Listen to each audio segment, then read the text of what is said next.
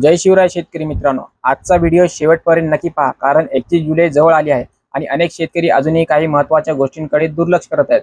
नंतर पीक विमा पडताळणी किंवा इतर प्रक्रिया अडचण आल्या तर त्या दुरुस्त करण्यात उशीर होऊ शकतो। आज मी तुम्हाला 31 जुलै पूर्वी करायची 7 महत्त्वाची काम सांगणार आहे। ही काम वेळेत केली तर पुढची प्रक्रिया सोपी होईल। तर शेतकरी मित्रांनो, आपण या व्हिडिओवर पहिल्यांदाच आला असाल तर आपल्या समोर दिसत असलेले काळ्या कलरचे बटन दाबून आपल्या चॅनलला नक्की सबस्क्राइब करा, जेणेकरून शेतीविषयक माहिती अशी मिळत राहील।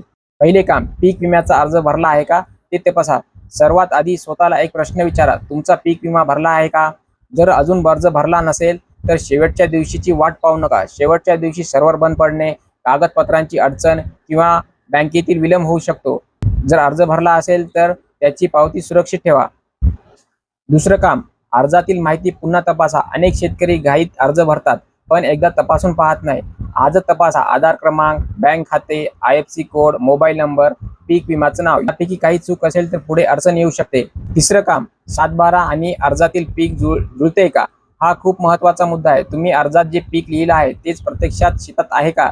जर माहितीमध्ये मोठा फरक असेल तर पडताळण्याच्या वेळी प्रश्न निर्माण होऊ शकतो। चौथं काम, ई पीक पाहणी माहिती तपासा। याच्यावर आपण खूप डिटेल व्हिडिओ बनवला आहे, त्या व्हिडिओवर जाऊन ई पीक पाहणीची माहिती तपासा। अनेक गावांमध्ये ई पीक पाहणी प्रक्रिया सुरू आहे। जर तुमच्या भागात ही प्रक्रिया सुरू असेल तर एकदा तपासा। तुमच्या शेतीची नोंद झाली आहे का? पिकाचं नाव बरोबर आहे का? क्षेत्रफळ योग्य आहे का? गट क्रमांक योग्य आहे का? जर काही चूक दिसली तर संबंधित अधिकाऱ्यांना लगेच कळवा। शेवटच्या दिवशी वाट पाहू नका। पाचवे काम, नुकसान झाल्यास काय कराल?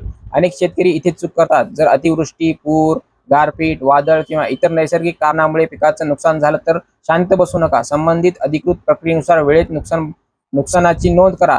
सहावे काम, अफवांवर विश्वास ठेवू नका। सध्या सोशल मीडियावर अनेक मेसेज फिरत आहेत, सर्वांना पीक विमा मिळणार, तारीख वाढली, ई पीक पाहणी केली नाही तरी चालेल। अशा कोणत्याही मेसेजवर लगेच विश्वास ठेवू नका। फक्त शासनाच्या अधिकृत सूचना आणि अधिकृत वेबसाईटवर माहितीवरच विश्वास ठेवा। आणि शेवटचं काम, आजच एक फाईल तयार करा। त्यामध्ये आधार कार्ड, 7/12, 8अ, बँक पासबुक, पीक विमा अर्जाची पावती, मोबाईल नंबर, ही सर्व कागदपत्रे एकाच ठिकाणी ठेवा।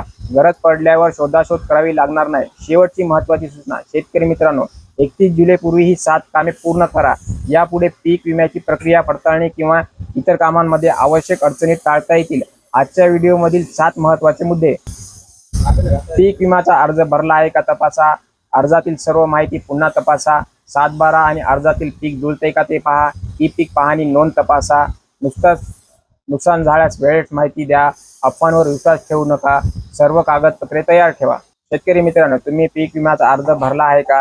हो किंवा नाही कमेंटमध्ये नक्की लिहा। तसेच तुमचा जिल्हा आणि कोणतं पीक घेतलं आहे ते लिहा। अशाच अधिकृत सरकारी योजना, पीक विमा, कर्जमाफी, नमो शेतकरी, बाजारभाव, हवामानाच्या अचूक अपडेटसाठी कृषी रडार चॅनलला सबस्क्राईब करा। धन्यवाद। जय जवान, जय किसान।